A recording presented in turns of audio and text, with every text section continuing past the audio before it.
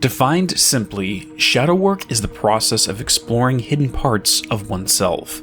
Things that are unknown to the individual are brought into the light and contended with. This can be things repressed, things ignored, or things that we cannot bring ourselves to accept. Senua's journey throughout her first story was focused on her own shadow work, bringing to light the repressed trauma of her childhood that surrounded the death of her mother, the abuse of her father, and guiding her to confront her grief over the death of Dillion. Initially in denial, she accepted his passing. His head fell from her fingers before turning and walking forward to another story. Up until now, Senua has been on her own, working through her own issues in the wilderness, traveling through her conception of hell in the furtherance of undergoing her own shadow work. To paraphrase another piece of media, after the completion of any difficult undertaking, there are mixed emotions, accomplishment and relief, sadness and depression. For a while, everything was about the work. Like an illness, it consumed you, changed you. You locked yourself away from the world to do it, and now you need to recover. Find a way to crack open the door and let the light back in. In the context of the progress Senua made with her shadow work, she's at that stage where her time alone is coming to an end. She must rejoin the world, to end her hermit-like travels, to find a new tribe and learn to be with others again. In the words of the first lore stone in this area, Draugr relates it to Senua leaving Hell and returning to Midgard, out of her head and back into the world. According to Draugr's narration, just after her confrontation with Hela, Senua attempted to live a quiet life. Out from under her father's shadow, she was free to let her wounds heal, both physically and emotionally. But this did not last long. The Northmen returned. This time sailing under a new sigil, not the same tribe that massacred her people.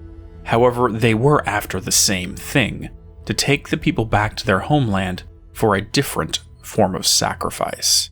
Fate chose her for another journey.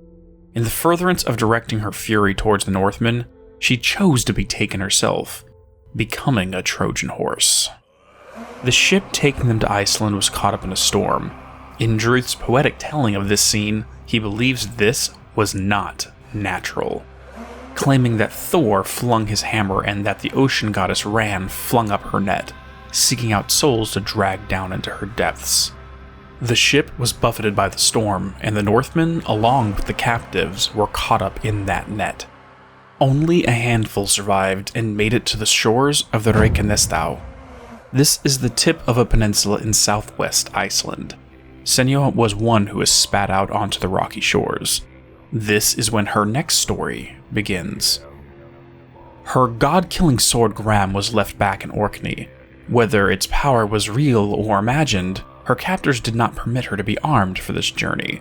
She is equipped only with her warrior's instinct, skill, and the Furies whispering in her ears. Several things are different now, though. Throughout the first game, the Furies were largely negative voices, constantly undermining her confidence, expressing her own negative self-image. Now, they largely react to things in the environment, still expressing her inner dialogue, but their attention is focused outward. They portray the primary theme of this story. While the first game was focused on Senua overcoming her own personal giant in the form of Hela, this one focuses on others, guiding her to empathize with their plight. When alone, this wasn't a relevant thing, but now she is permitted to develop herself in that manner. However, this brings a new line of negative thinking for her, coming down to a single question. How do I distinguish between who is worth being saved and who is only worth the tip of my blade? While traveling along the rocky paths, we get an insight to this. Shades of the dead captives plague her, hearing them begging to be saved, some blaming her for their own deaths. These voices are phantasms summoned by her own misplaced sense of guilt. You see, by going on this quest, Senua accepted responsibility for the lives of everyone. After all, the whole reason she is here is to end the tyranny of the Northmen, so when even one soul under her protection is lost, she takes it as a reflection of her own failure. Of course, this is only a mirage on the sea mist. Her own sense of survivor's guilt here is augmented by the understanding that she wanted to protect them before the traumatic event occurred, before the storm swallowed so many. Even more so when she hears the screams of some in the distance. Most are already dead. Under a boat, she thinks there are survivors, but all she finds are waterlogged bodies. One man is still alive, and she witnesses him take an axe in the back. Her own psychosis is making it hard to discern who is already dead and who is still alive. It plays with her emotions. The desire to save someone, then learning she is already too late. The basis of misplaced guilt is centered on the fallacy that we can control all things around us. It is hard to accept the fact that there are things outside of our power to control. We are not gods. We do not have that power. But accepting this can lead to a feeling of helplessness. Driftwood caught in the storm and thrown wherever the sea wants. In a twisted way, guilt over things we cannot control is a coping strategy to avoid feeling helpless. It is one of 3 paths to take in this position. Another is to freeze, truly becoming that driftwood and accept whatever fate that the goddess Ran has for you.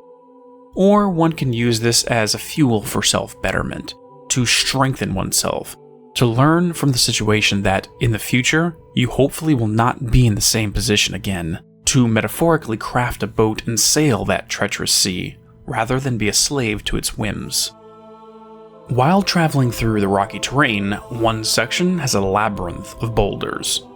The voice of her father challenges her, saying she is lost, questioning if she can guide or protect anyone if she has also lost herself. It is then that the path is cut off. A hallucination emerges that keeps her stuck here. Our first perspective puzzle must be solved before she can move forward. Instead of Futhark runes, we have other symbols this time around.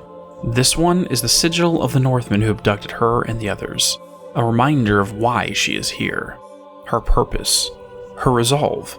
She can remain trapped here with her guilt and fade, or hold on to this image as the fire that ignites her will to action. With that perspective in mind, the hallucination ceases. A path forward is now open, one that leads her to the man in charge of the raiding party, Thorgestr. Their fight is brutal, both clearly skilled warriors. Through the course of the narrative, we see that they have similar struggles. Senua lived under the oppressive rule of her father's madness, and Thorgestr has as well. In his own narration for this section, we learn his own position on his actions. We learn that in the past, his tribe traded openly with the other communities on the islands. However, at some point, his father changed. Rather than having open trade, he mandated that other tribes pay tribute with their lives, to be taken by force and used as sacrifices. Thorgestr did not agree with this action, as it was against the old teachings, but he did not have the strength to deny the will of his father. This is the difference between Senua and him.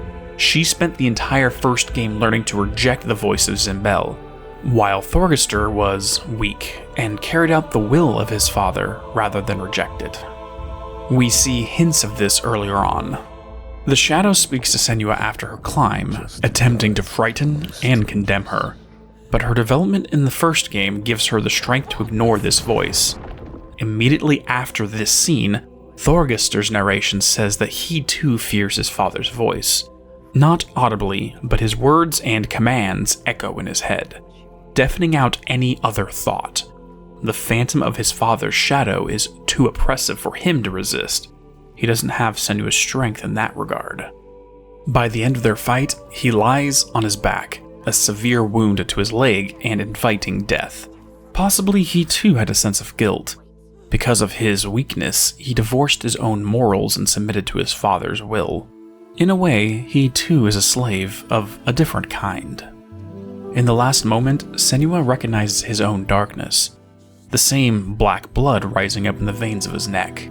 The same imagery she imagined on her arm during the first story. She recognizes something is wrong. Instead of killing him, she binds him and forces the man to be her guide. Despite this, Thorgestr admits in his narration that he admired her, that she can see things he cannot.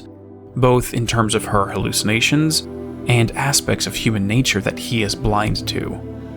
Held captive now, he is forced to take Senua inland to the first settlement, but that is a new chapter of this story. Next time, we'll explore the village of Freislog. See you then.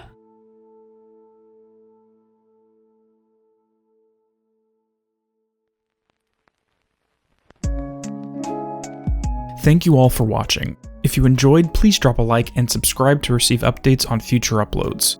If you would like to help support the channel, a Patreon has been set up and the link is in the description below. Have a great day and peace be with you all.